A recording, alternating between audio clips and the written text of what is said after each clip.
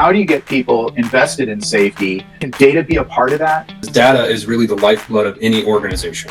But once you've got clean data, the possibilities are really limitless. Accountability has been weaponized, whereas what it needs to be is somebody actually wanting to take accountability. It's about giving employees the tools and information that they need to be able to make a difference. It's not a responsibility or an accountability metric. It is, I have the ability to save a coworker's life today.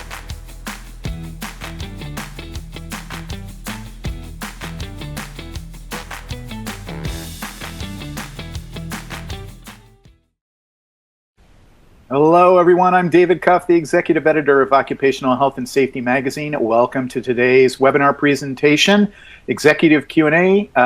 Safety is not subtle, a no-nonsense look at EHS. I love that title.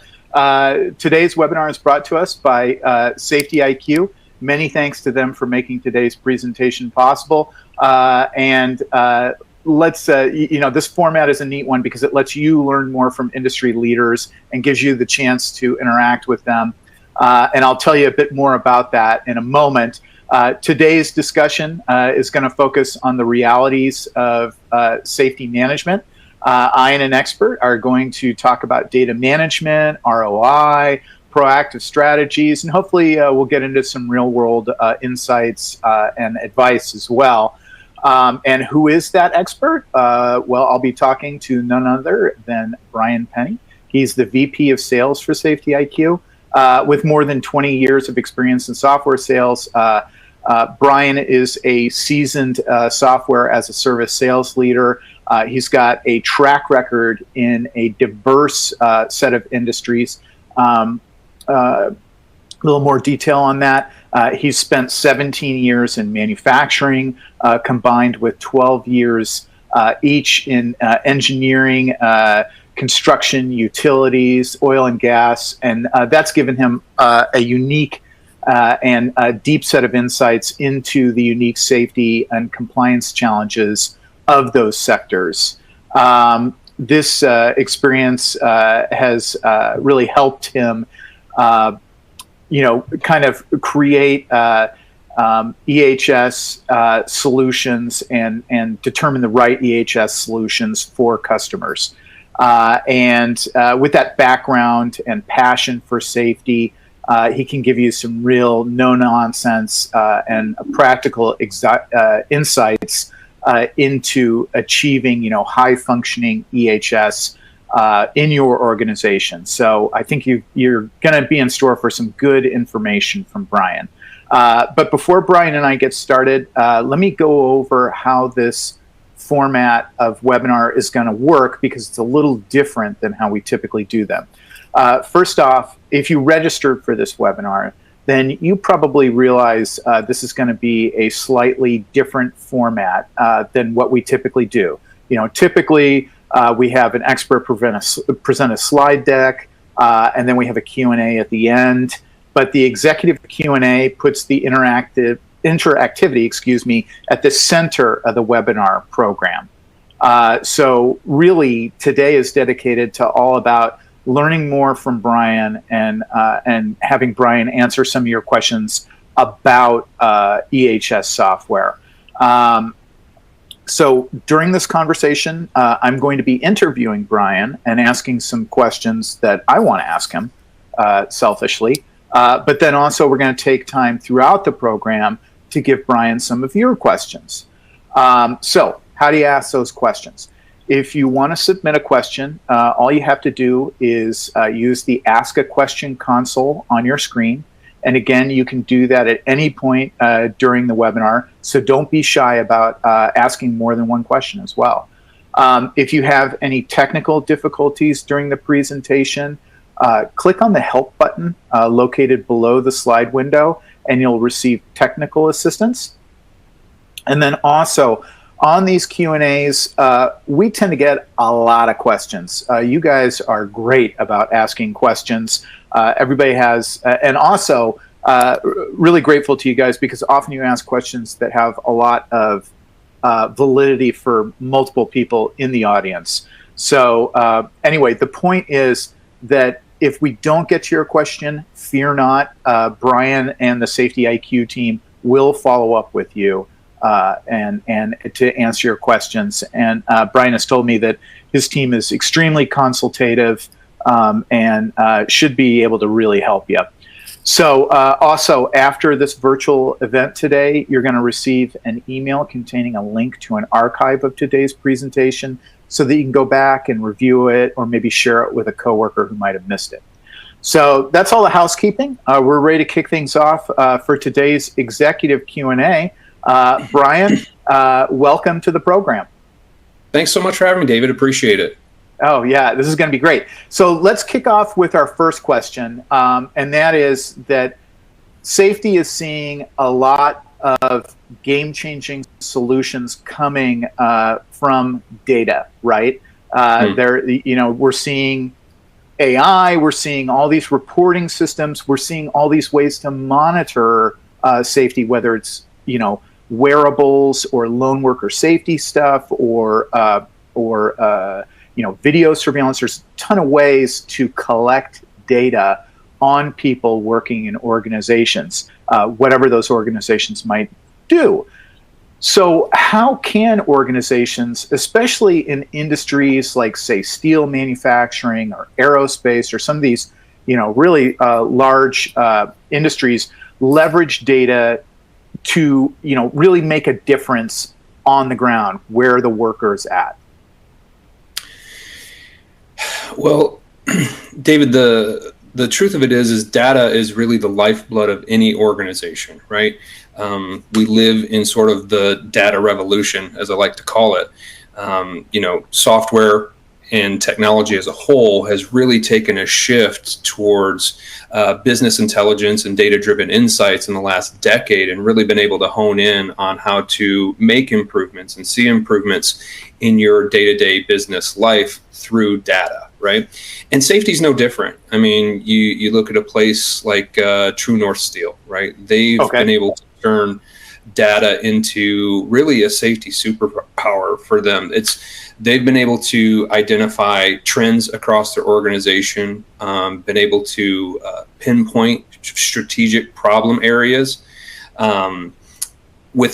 throughout their business. They've been able to get ahead of issues by being able to use predictive analysis to see those trends and discover when incidents and injuries may happen, because they're utilizing a solution such as SafetyIQ from an EHS standpoint to be able to provide that type of data and insight into what's taking place for them.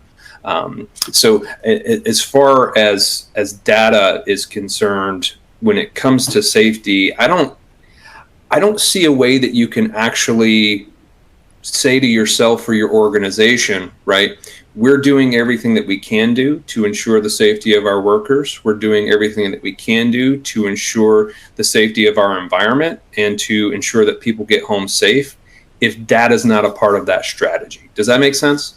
Absolutely, absolutely. So let's talk a little bit about data challenges.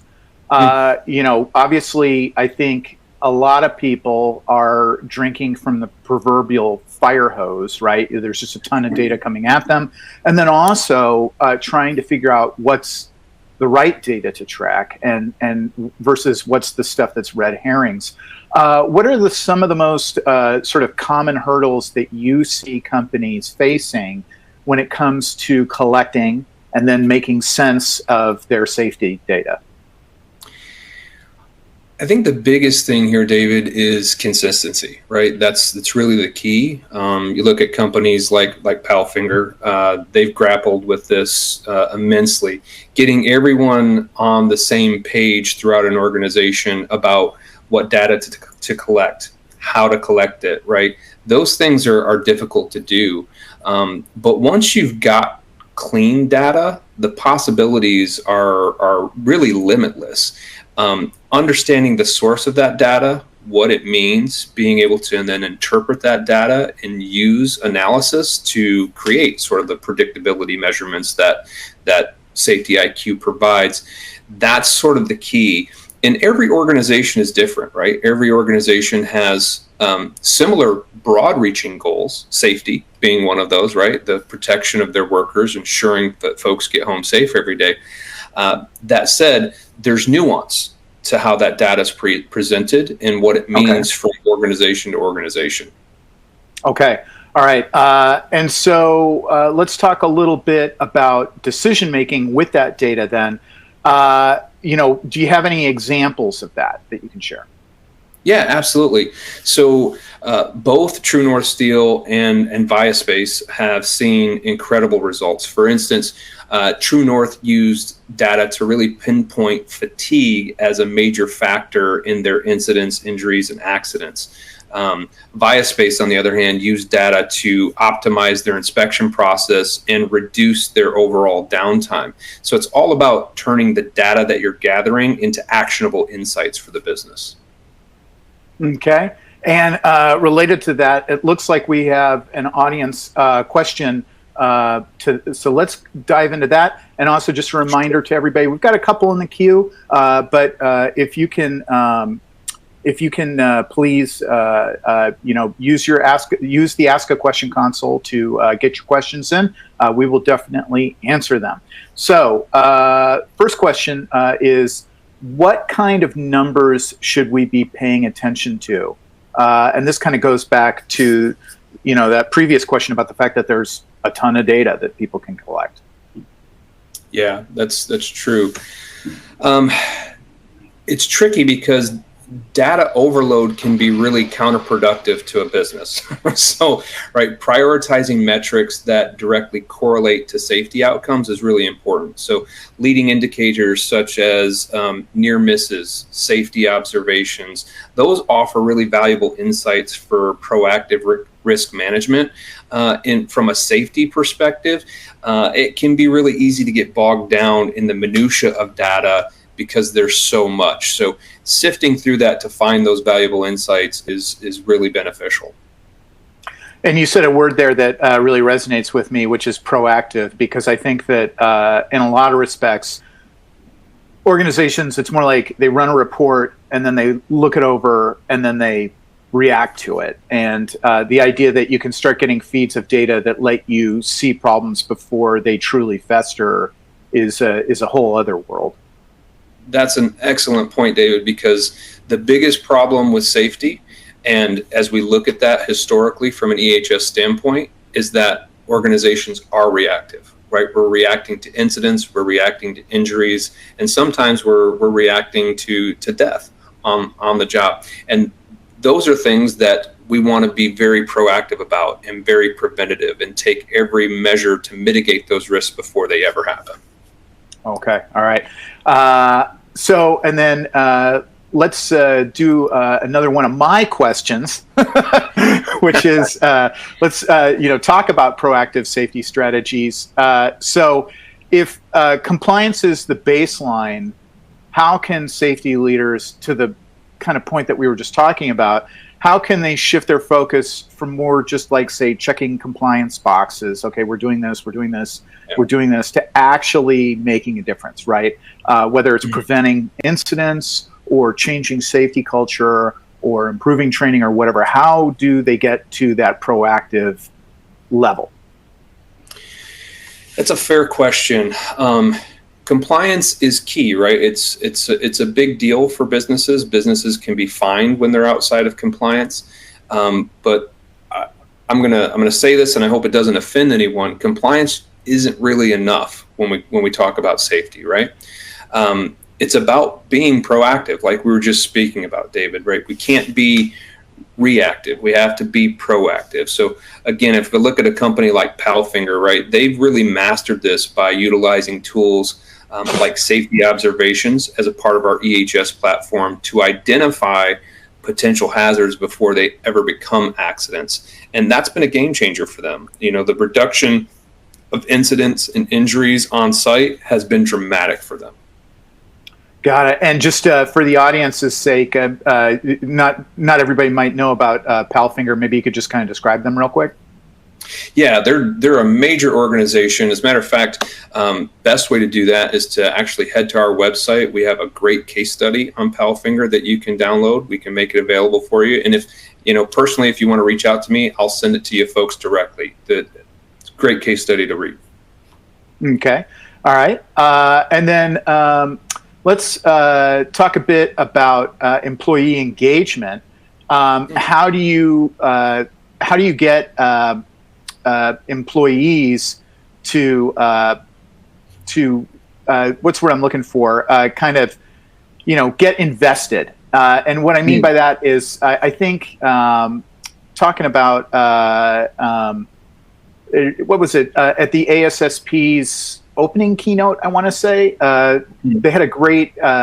The keynote speaker, I forget her name, but she had a great comment where she said that accountability has been weaponized, whereas what it needs to be is somebody actually wanting to take accountability, right? Because they want to be invested in advancing safety. So I'm kind of curious, how do you get people invested in safety? And can data be a part of that? Are there strategies where you can use data to improve employee engagement? Yeah, I think you absolutely can, David. There's something that you mentioned there in terms of accountability, right? And I think from an employee standpoint, we all feel the proverbial man over our shoulder when we're being held accountable, right? Someone's watching me, I'm being micromanaged. No one really likes that feeling. The truth of the matter is, when it comes to safety, right, and the data, is that we have to empower people, right? That's sort of the key here. At True North Steel, they did a fantastic job of this, where they've just created a culture where everyone feels like they're a safety champion.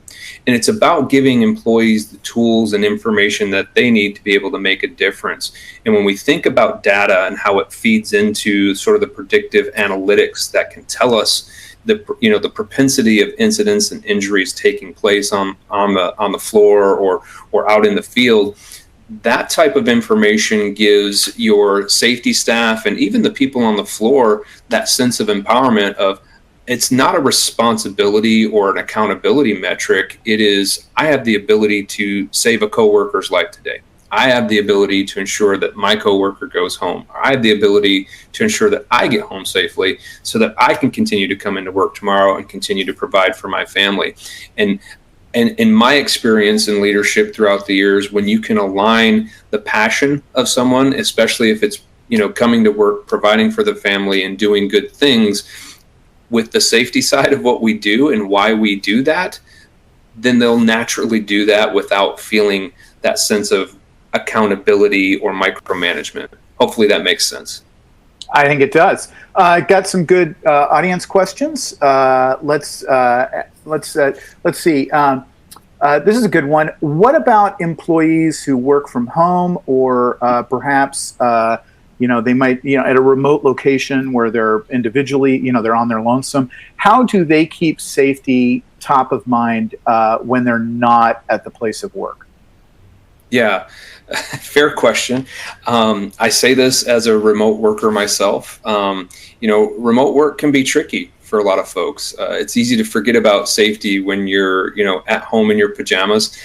So establishing sort of clear safety expectations, providing, ergonomic guidelines, and offering sort of regular safety training and communications are critical and crucial for an organization. Staying connected to your team through specific measures, right?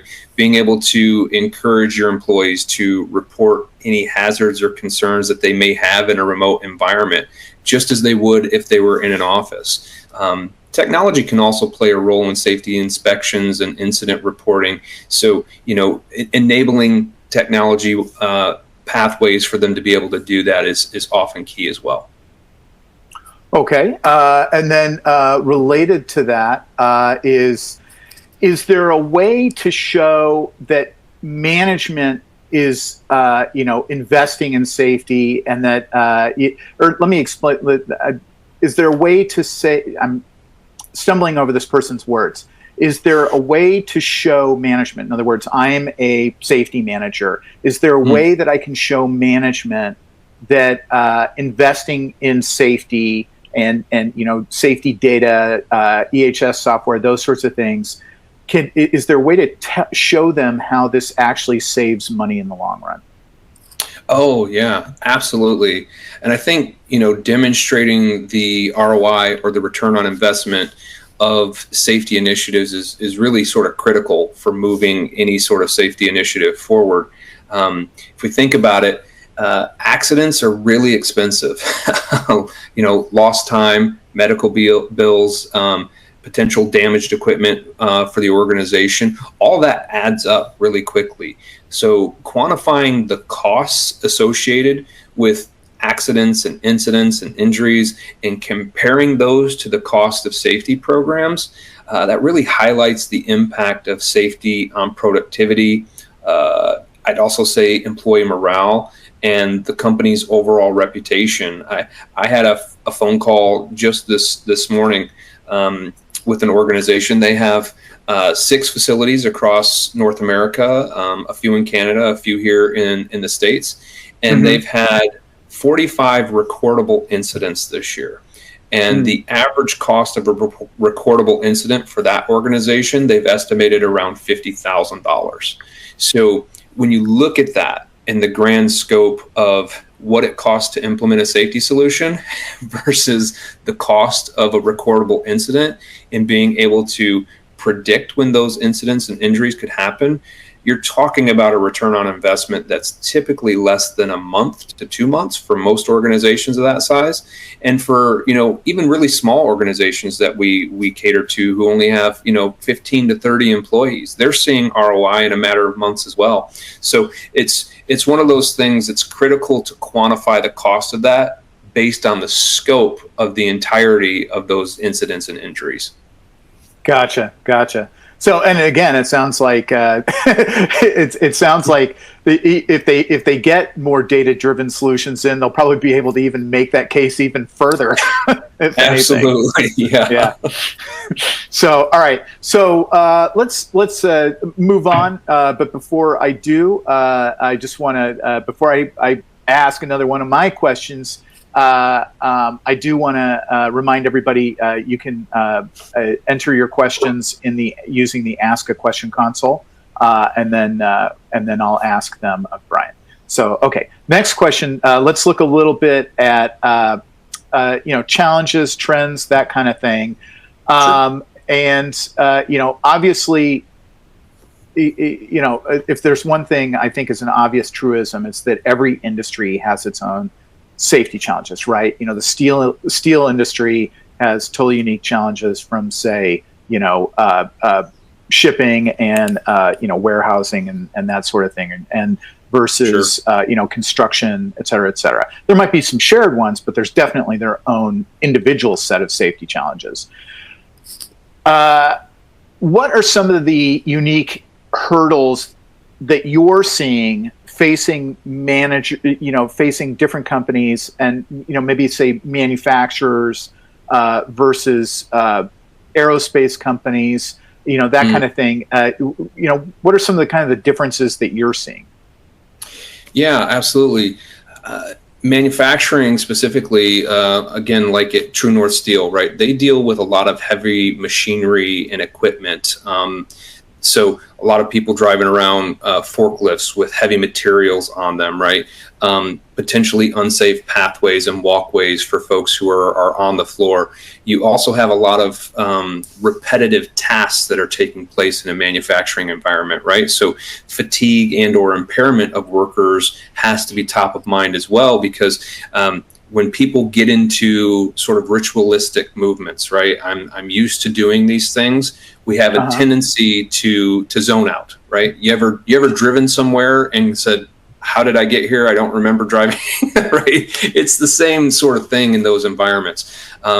It's different in aerospace, right? So Viaspace is one of our customers in that space. They have their own set of hazards in their environment. They have a lot of what we would call high pressure environments with the equipment and tools that they're working with that can cause a completely different set of injuries and provide a lot of different risks. So it's about understanding those specific risks and then tailoring the safety programs accordingly to the risks in the environment.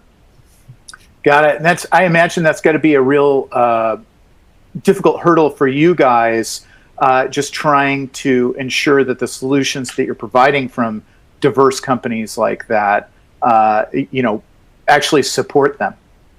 Yeah, you're 100% correct, David. And that's the reason why myself, my team, we have to take such a consultative approach in understanding the needs of the organization and the risks that are present. Because if we don't have a deep enough understanding, one, we won't see success, we won't understand success criteria, and we're not actually going to prevent the risks that we need to prevent. So it's a critical component to what we do is having those consultative discussions to really understand what's taking place in an organization. Makes sense. Let's go to another part of that, which is I put this line here: emerging technology. So what are some of the key trends that you're seeing when it comes to safety technology that you think are really going to make a difference? Maybe they just catch your eye because you're like, okay, that's a smart application, obviously because you're a technology guy yourself, but also just in terms of safety, what are some of the things that you think are really going to push the needle when it comes to worker safety? Yeah, there's a lot of cool stuff that's taking place out there. You probably saw some of it at the ASSP conference. Wearables are pretty interesting. There's a lot of different stuff taking place in that realm right now. AI being able to read workers and their body language and giving sort of predictive analytics about where that person is and their mentality and what could possibly happen. I think for me, one of the really cool things is augmented reality. It's really changing how folks are approaching safety and training Yes. and just risks within an environment.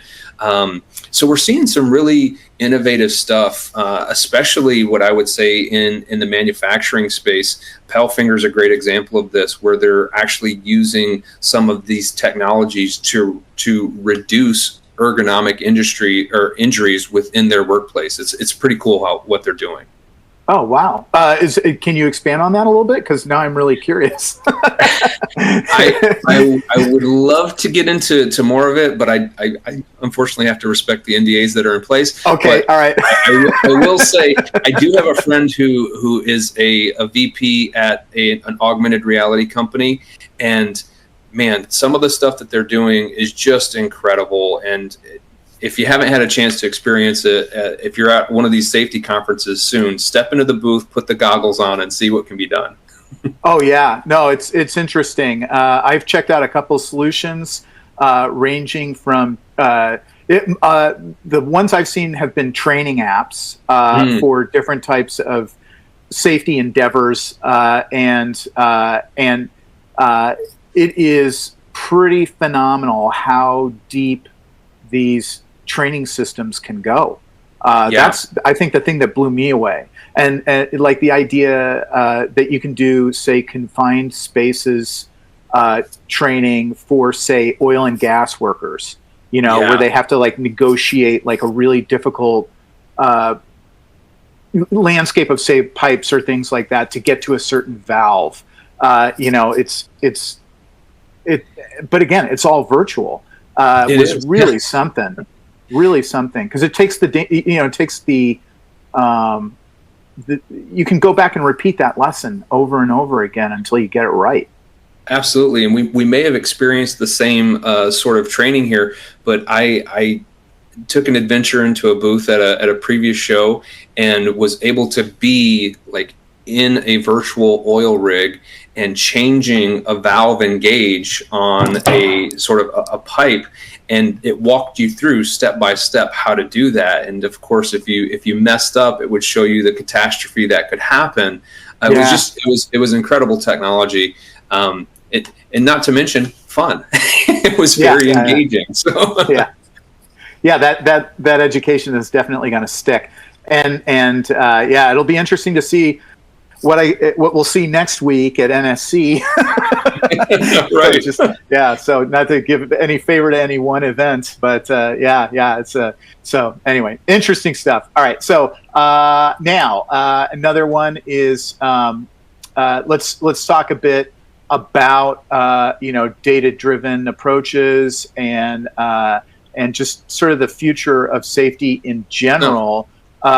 Where do you see safety heading in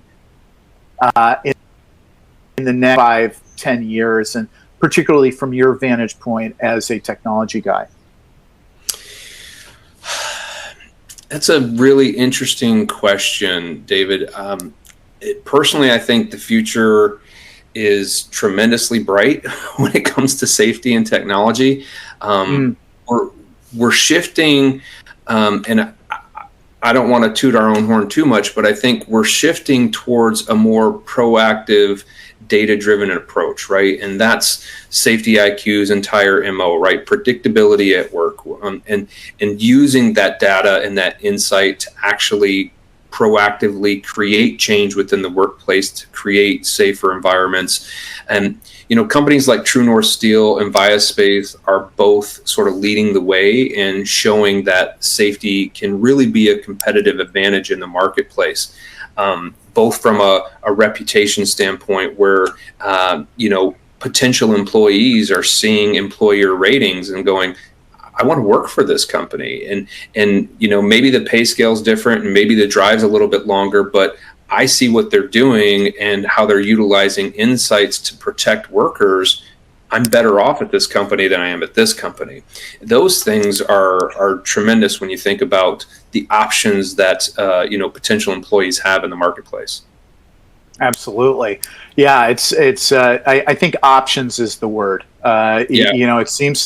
It seems like with every day there's just not only more solutions, but more ways to use those solutions. Like the AI thing. Every time I turn around and look at AI, when it comes to safety, I'm blown away at how much these tools are just redefining what people can do in terms of working on, say, like coming up with safety protocols or whatever. It's difficult for me because if I start to talk about any one solution, people will start to glean who I'm talking about. So, right. So, but it's interesting to see how much you can use, like, say, just generative AI to ensure compliance and come up with protocols and procedures that are going to keep your organization in compliance. And then you add that with the data pieces where you're actually collecting data like we've been talking about. And then we get to that proactive stage like you were describing before. It's options. I think there's one word I could grab from your answer. It would be that one. Yeah, no, that's all agreed upon, David. And I'd even push the boundaries a little bit further and give a free tip to the audience today. Take your compliance measures, throw them into ChatGPT 4.0, and ask ChatGPT what are additional steps you can take on top of that are something you can do today to be proactive in your environment, right? Because compliance is the baseline. That's the minimum, right? So what can we do today that maybe doesn't cost us any additional time or money? What are some additional policies or measures we can put in place above and beyond the compliance that ensures the safety of our workforce? Yeah, and just I'm curious, just your own opinion when it comes to using those generative tools. Because the one question I had was, how do you ensure that ChatGPT isn't, what's the word they use, like hallucinating, where it's like maybe it's conflating information that's in its large language model. How do you, I'm assuming that it would be the safety professional's own base of knowledge that would allow them to separate the wheat from the chaff, right? But maybe there's more to it. Do you have any opinions in that regard? No, large and in part, it is the knowledge base, right? But I would say vet what you get in return with your peers, right? We have these roundtables, we have discussions, we have conferences, we have continuing education. What are others in your position, your peers doing at their organizations, and bounce these ideas off of one another? And if it does make sense logically and financially, then take the steps necessary to do it, right? Especially if there's a large impact for a low barrier to entry. Got it. All right, let's get some more. I've been really selfish, so let's get back to the audience questions. Sorry, guys, didn't mean to do that. We've got a good one here, which is, and this goes back to a couple audience questions ago, but it's this one. We're struggling to engage frontline employees in our safety programs. How do we boost their involvement? Since I run a sales organization and I've been in sales and marketing for years, I'm going to take a very, very prescriptive skew on this one, David. I say recognize and reward the behaviors you want to see. And those, in this instance, are safety correlated behaviors, right? So I would offer incentives for safety suggestions. More importantly, I would lead by example here, right? So when leaders are demonstrating sort of a genuine commitment to safety within the organizations, employees are likely to follow along with that. But if you want those behaviors to become patterns and routines for employees, then you incentivize that, right? And it doesn't have to be large bonuses. It can be as simple as recognition in front of the organization by saying thank you in a public meeting, right? It can be, if you have the funding to do it, it can be as simple as a $5 Starbucks gift card, right? You saw a down line in our environment, you reported that, and you prevented injury and any potential hazard that could take place. We're gifting you a $5 gift card to Starbucks. Things like that are really simple to do. And what I have found in my experience in leadership is that when you put incentives behind behaviors, those behaviors have a tendency to be followed more often. Got it. And that's interesting right there. Incentives is something that is really, it's interesting. Incentives in safety training and ensuring safety culture and those sorts of things is a frequently discussed topic at OH&S magazine and on the website and those sorts of things. And it's funny because recently it seems like that it kind of comes in sine waves, right? And sure. Right now we're getting even more discussion about incentives. I think we've got a good article in our September issue. So yeah, it's an ongoing topic, and I think it's going to be. This is a human sport at the end of the day, right? We can talk about data and all those sorts of things, but at the end of the day, it's actual people who have to make the difference by actually following through with whatever the safety protocol might be. And and so it's interesting how all these tools can incentivize them. So okay, another one, and this is another related one, but it's a bit of a spin, and that is, how do we convince leadership to invest in safety technology? Now that's the first part. You've already answered that one, but this one is when there's a pressure to cut costs. So that's a tough one, right? Like they're dialing up the level of difficulty for you, Brian. Do you have an answer? Yeah. Ultimately, I think, David, it comes down to demonstrating the business case for the safety technology, right? It's highlighting that potential return on investment through the reduction of incidents, accidents, injury, right? The recordables, specifically as I was talking about in this organization I was consulting with this morning. improved efficiencies across the business, enhanced compliance, right? The reduction or potential for fines that come with being out of compliance. Position the safety technology as a strategic investment, not a business expense line item, right? I think a lot of organizations approach safety technology from we should have an EHS system. So what's the cheapest one that we can put in here to show that we're compliant and provide an audit trail for when those audits do happen? And that's not the right way to look at it, right? And again, you look at an organization that might have 15 to 30 employees or have a few hundred employees, they're going to have recordable incidents every year.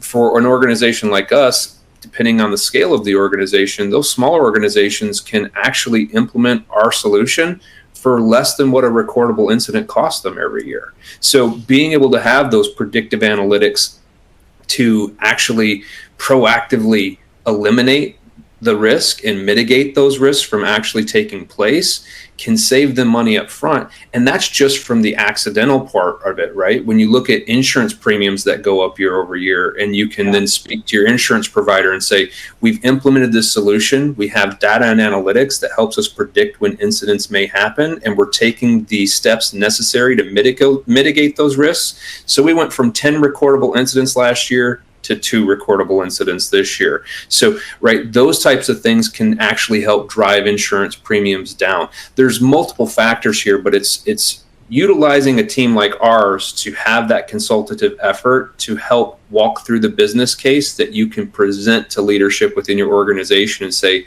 I know cutting costs is part of our initiative this year. Here's one way we can leverage safety technology to eliminate costs from the business. Got it. Yeah, and I think it goes back to that. You talked about investing, and that's the thing. It really is kind of an investment to bring these sorts of tools on board. Right? It's not just checking a box like we've been saying before. Absolutely. There's going to be outcomes. And hopefully beneficial and positive outcomes.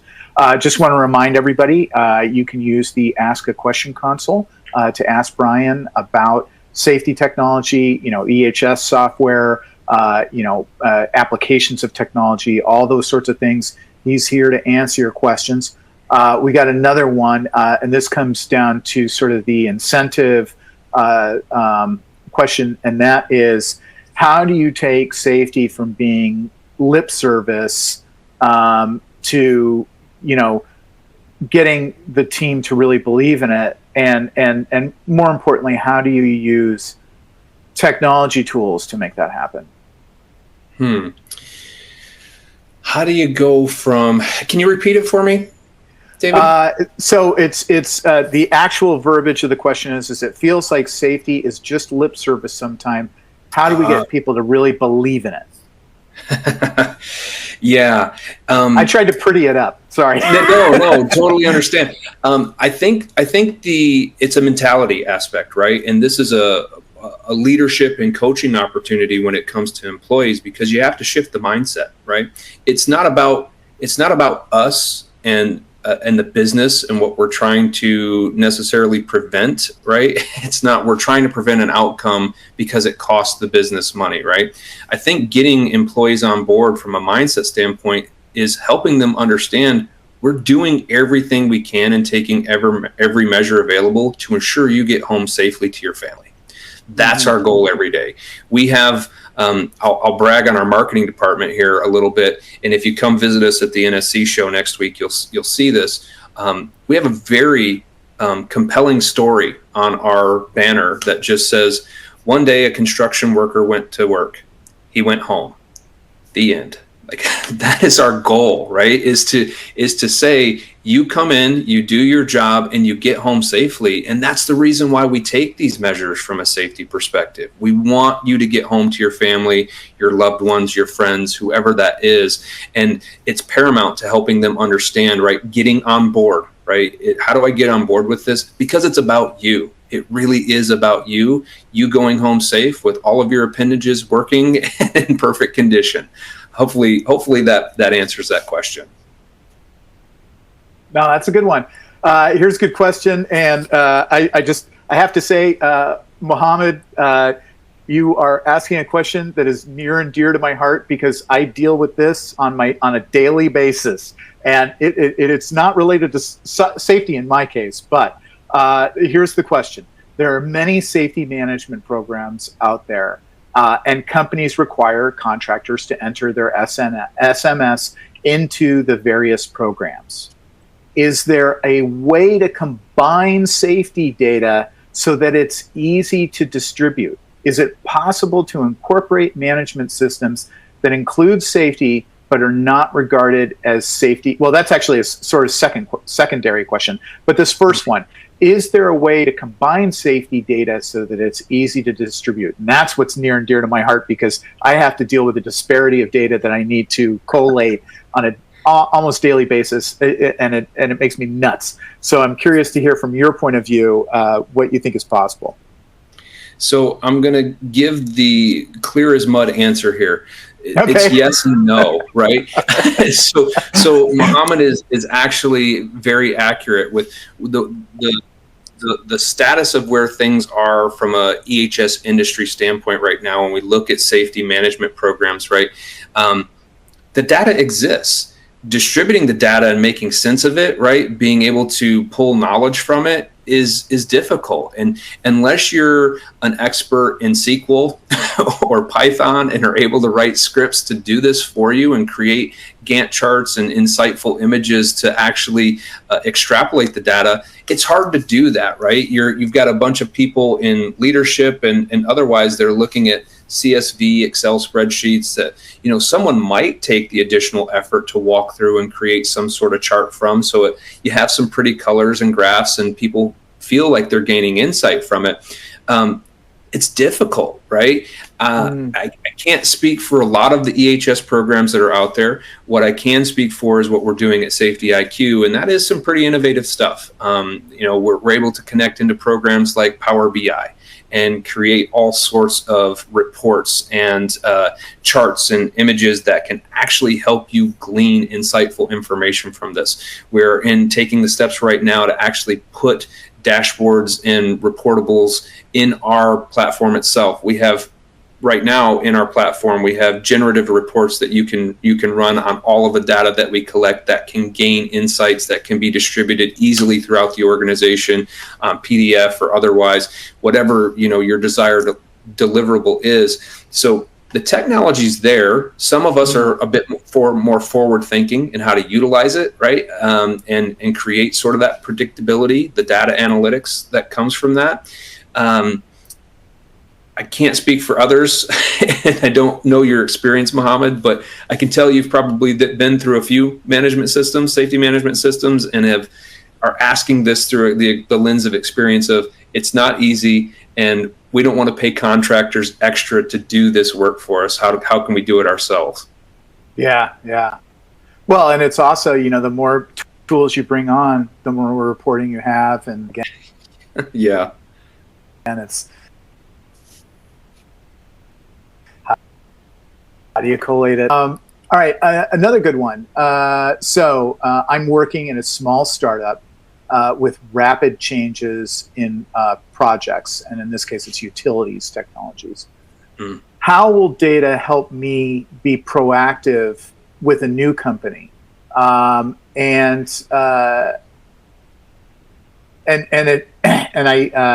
then it says also, additionally, the technology lead is not is not an example of safe practices.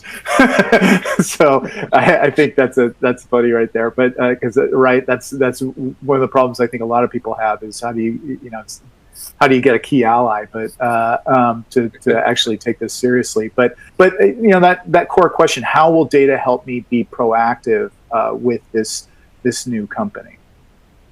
Yeah, and so this is a very difficult question to answer, but I'll give it my best shot. Okay. when we look at startup organizations who are implementing sort of safety procedures and safety platforms up front, right, it's hard to have any sort of predictive analytics or data to drive the decision-making process when you have projects that are shifting and changing rapidly like that. It takes a little bit of time to collect and collate data on the back end to be able to provide the predictability and insights into things that could happen. So, I would say here to this person, you might be in a position where the data can inform you, but doesn't necessarily drive what those changes could or should be at this point. It might be too early in the process at your organization.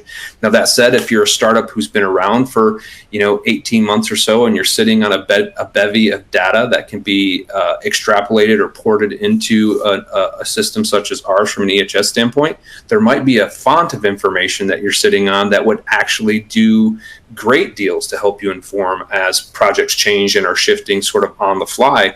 As being someone who's been in the startup world for a decade plus, I understand. You run fast, you make changes fast, right? You fail fast, and you pick up and you pivot.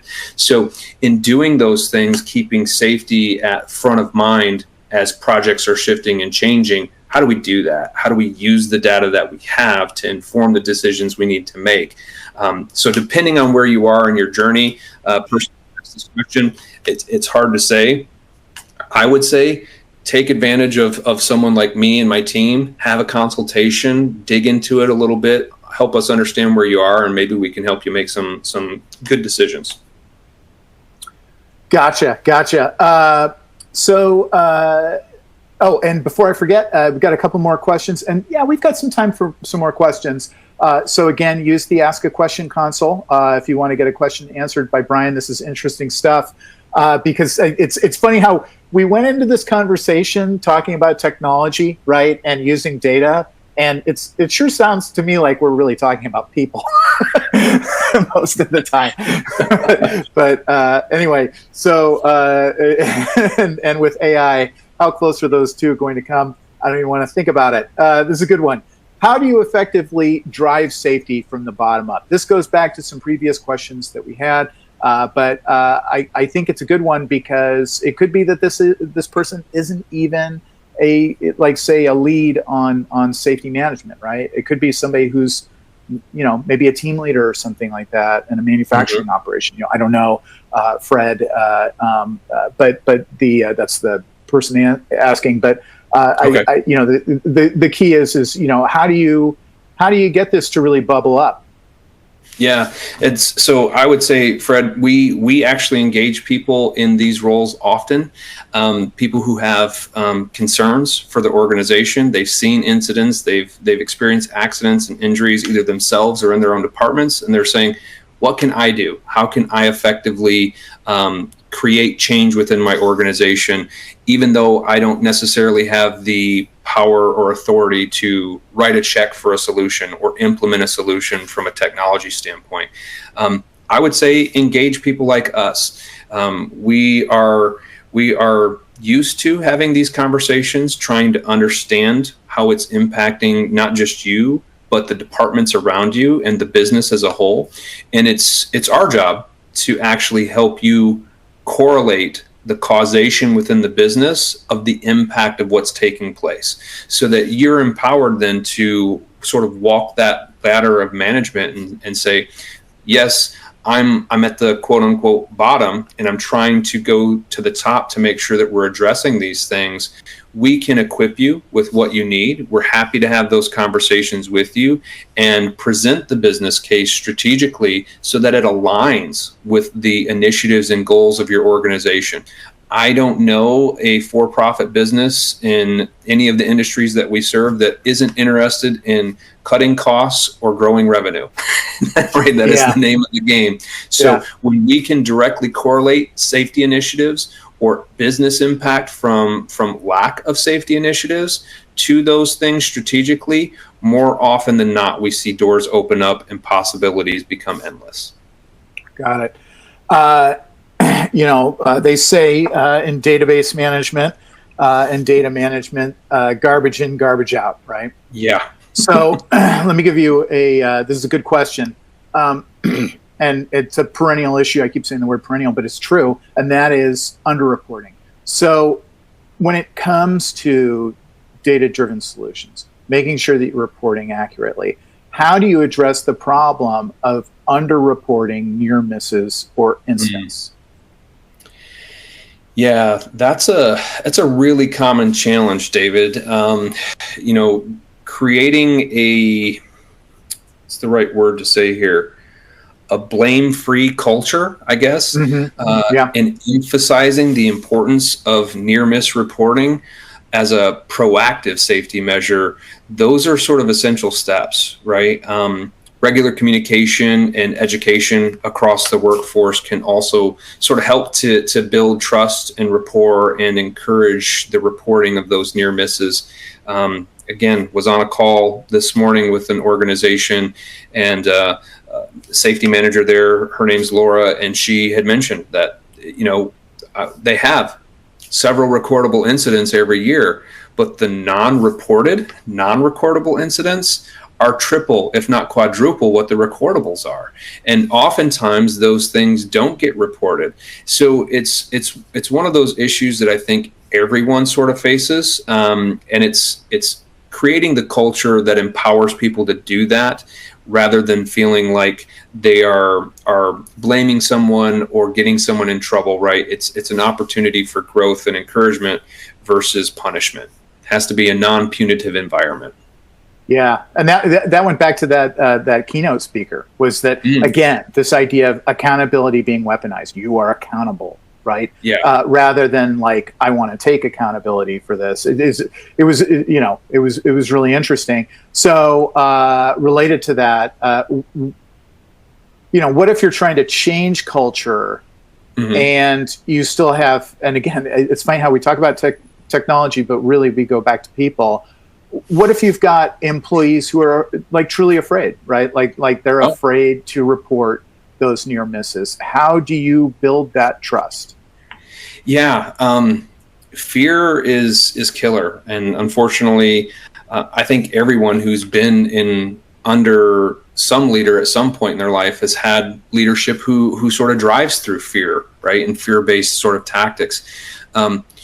We have to build trust. We have to make it clear that sort of reporting those near misses is about preventing accidents and protecting our coworkers and providing a safe environment.